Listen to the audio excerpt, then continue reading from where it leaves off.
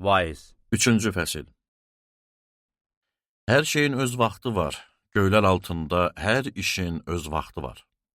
Doğulmağın öz vaxtı var, ölməyin öz vaxtı, əkməyin öz vaxtı, kökündən çıxartmağın öz vaxtı, öldürməyin öz vaxtı, sağaltmağın öz vaxtı, yıxmağın öz vaxtı, qurmağın öz vaxtı, ağlamağın öz vaxtı, gülməyin öz vaxtı, yaz tutmağın öz vaxtı, rəqs eləməyin öz vaxtı, daş atmağın öz vaxtı, daş yığmağın öz vaxtı, qucaqlaşmağın öz vaxtı, qucaqlaşmamağın öz vaxtı, axtarmağın öz vaxtı, itirməyin öz vaxtı, saxlamağın öz vaxtı, atmağın öz vaxtı, yırtmağın öz vaxtı, tikməyin öz vaxtı, susmağın öz vaxtı, danışmağın öz vaxtı, sevməyin öz vaxtı, nifrət eləməyin öz vaxtı, müharibənin öz vaxtı, sülhün öz vaxtı.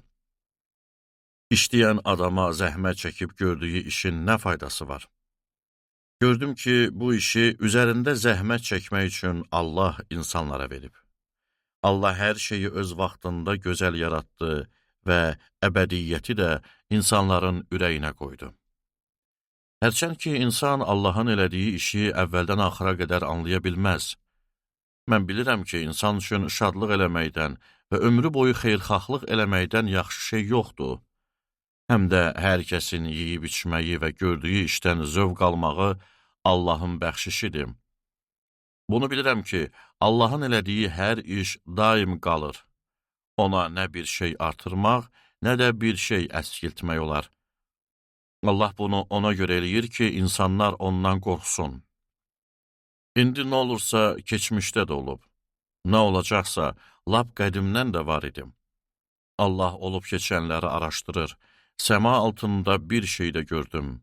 Ədalətin yerində pislik var, salihliyin də yerində pislik. Mən ürəyimdə dedim, Allah həm salihi, həm də pis adamı mühakimə eləyəcək. Çünki o, hər iş, hər əməl üçün bir vaxt qoyub.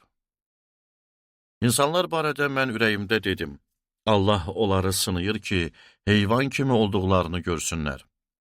Çünki heyvanın başına gələn insanın da başına gəlir. İkisinin də aqibəti eyni cür olur.